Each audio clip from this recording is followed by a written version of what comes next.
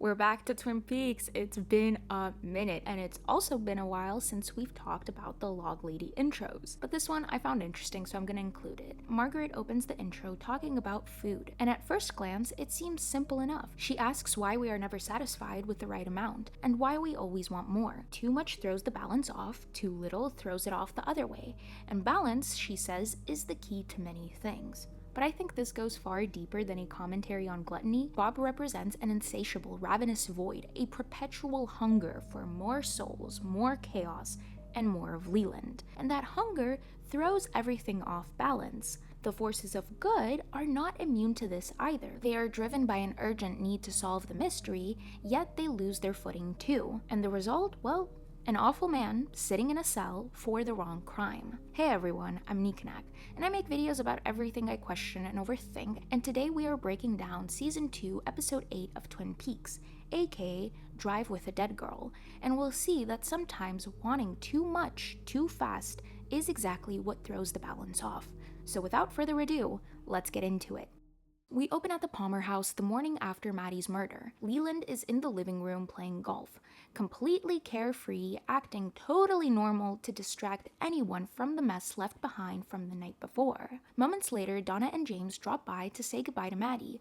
Leland just smiles and tells them they just missed her. Then Sarah calls out for him, and in this moment we see that Bob is very much in control. Now there's something really interesting about how possession works in Twin Peaks. We have Mike and Philip, we have Bob and Leland. For Mike and Philip specifically, there's always a strict time limit on how long Mike can occupy Philip's body. But with Bob and Leland, it seems to be indefinite. I think the reason for that is how darkness works in Twin Peaks.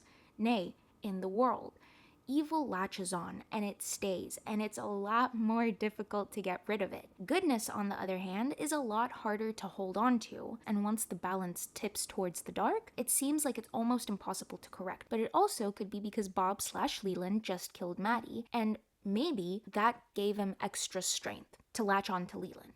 We cut back to Leland, Donna and James leave, and Sarah tells him to not forget to sign them up for some kind of event at the club. He says yes, he goes to the closet, opens it, and grabs his golf bag. Inside is Maddie's body. He loads it into the trunk of his convertible, puts the top down, and drives away. Meanwhile, Ben Horne is stuck in a cell when Jerry walks in and drops a bomb, at least for me. He's taking over the case personally because Leland, their lawyer, is currently being tried for murder, which is just a massive wave of reality hitting them all at once. Jerry says he's frustrated, he's stressed out because of how difficult everything has become. And then both Jerry and Ben have a flashback to where they were younger. It's their childhood bedroom, and they're remembering this girl, Louise, just dancing around with a flashlight. And it feels entirely out of place because of what they were just discussing, but it does make perfect sense. Their lives are completely falling apart in the present, and that childhood memory is literally the only place they have left to hide. And it's also incredibly ironic that these are two men who spent their entire lives chasing more money, more status, more power, but stripped of mostly all their wealth, sitting in a cold jail cell, and the only thing they actually want to hold on to is a single, uncomplicated moment from their past. Now, even though the Great Northern's commander-in-chief is in jail, Leland Palmer still needs to report to work, I think. But instead of doing that, he just dances through the lobby with his golf club while Harry and Cooper go to visit Mike. After leaving Mike, they see Leland and they decide that this is the time when they have to tell him. So Harry says that Ben was arrested for the murder of Laura Palmer. Leland excuses himself, he acts devastated, and then when he leaves their sight, he breaks into manic laughter and sweat. Cooper follows Leland because he suspects something is wrong. Yet they talk and he asks Leland for any information he has on the night that Laura died. Little does he know he's talking to her killer, but Leland agrees and then Cooper leaves. Now back at the station, Doc Hayward is taking a blood test from Ben Horne. They're trying to match his DNA against the bloody rag found all the way back in Season 1. Jerry Horne is completely losing it, protesting the entire thing. But Cooper doesn't care because I feel like he is just fed up with this whole thing at this point. He shuts Jerry up by bringing up his past and how he failed the bar exam. Then he pulls out a trump card, Laura's secret diary. Coop opens it to the page where she explicitly writes that she's going to expose Ben one day. Ben tells Coop he is way out of line. The gang leaves and the brothers get a private moment to talk. Jerry doesn't offer any legal advice. He just tells Ben, to get a better lawyer. I mean, I'm not surprised. I would say the same thing, even though I have zero to none professional experience. That would be my legal advice. Get a better lawyer as soon as possible. Moving on from that, we are at the double R, and we finally get to meet food critic Empty Wentz. Except the show pulls a classic bait and switch. The exact moment this woman walks through the door and immediately steals a sample of mashed potatoes straight off a stranger's plate, I knew it. This is Empty Wentz. But her name is actually Vivian, and she turned out to be Norma's mother. And from the start, the relationship between Vivian and Norma feels incredibly distant and strained. And I think it has to do with her new husband, Ernie. And maybe, I don't know how many husbands Vivian had, but if Norma saw this constantly growing up, maybe she got accustomed to it and she could never have her mother's attention. I don't know. I'm just shooting my shots. Now, her new husband, Ernie, apparently he knows Hank from the good old days. The good old days, meaning they were in prison together. Now, meanwhile, at the Great Northern, Philip Gerard finally wakes up asking for a glass of water. When an officer steps into the room to check on him, Mike hits the cop over the head and escapes straight out the window, saying that Bob is close. Bob is near. Back at the sheriff's department, which is poppin' today with visitors and drama, Pete Martell comes to see Sheriff Truman. Pete breaks the news that Josie is officially gone, confessing how much he genuinely loved her. They mention Jonathan, who is her cousin / assistant, and this is when both of them understand that something here smells fishy. And honestly, while yes, there is something wrong, I still don't have much sympathy for Josie. She is still a liar, but then again, I have a feeling that Josie's story is not over and she will be back,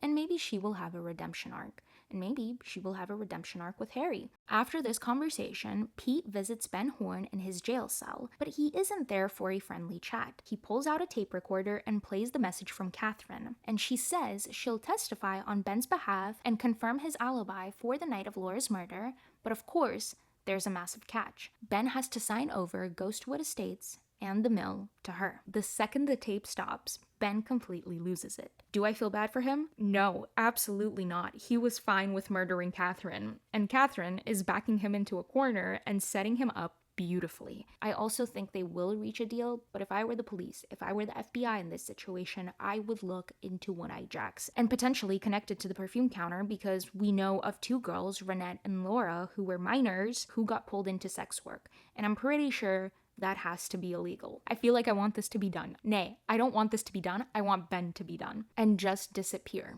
But speaking of things that haven't disappeared yet, it's Bob.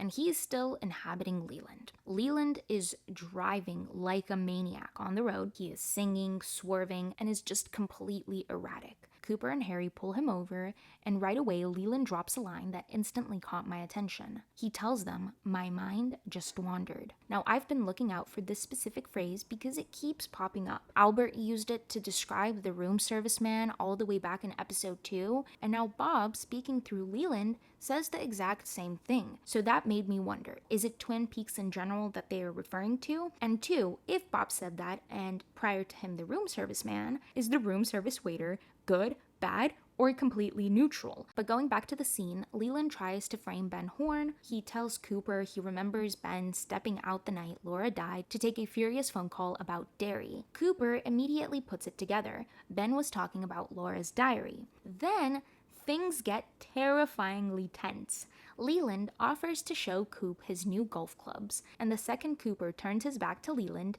you can feel and see the danger in Leland's face. I really think that Bob was about to bash Cooper over the head with a club. But what was the endgame there? Was he going to take out Sheriff Truman next? First of all, it's a public road. Secondly, it's daylight. And third, I'm pretty sure Harry has a gun. The only question I have here, would Harry actually use his gun on Leland, a guy he's known for years? And seeing how keen this town is on protecting its own, I feel like Harry would have tried to talk to Leland / Bob, and that would have resulted in him getting injured. But before the golf club can strike Cooper, Harry's radio comes on. Gerard has been found. They rush off, and the tension instantly breaks. Now, after the cops find Mike, they bring him into the questioning room where Ben Horne is. And right away, Mike says that Ben is not Bob, but Bob was close. Jerry immediately leaps on this, demanding they either charge his brother right now or let him walk. Backed into a corner, Harry officially charges Ben with the murder of Laura Palmer. Right after this, Cooper pulls Harry aside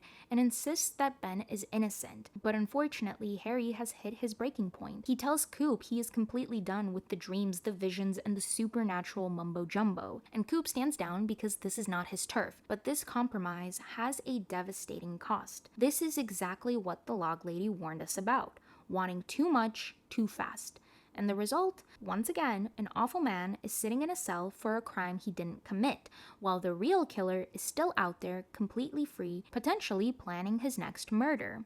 Now, over at the Great Northern, Cooper is recording another voice note for Diane mentioning that there are no stars in the sky tonight. Then, a knock at the door. Thankfully, it's Audrey. She's completely in distress, trying to process a massive wave of trauma. Her father has just been arrested for murder, and she's still trying to figure out and to process what almost happened between them at One-Eye Jack's. Unfortunately, we don't get more of this because suddenly the phone rings, shattering the moment completely. Cooper tells Audrey to go straight to her room and lock the door. He leaves immediately after this. Cooper arrives at a pitch-black crime scene near the Great Northern Waterfall. The forensic team is already there, pulling a heavy plastic bag out of the water.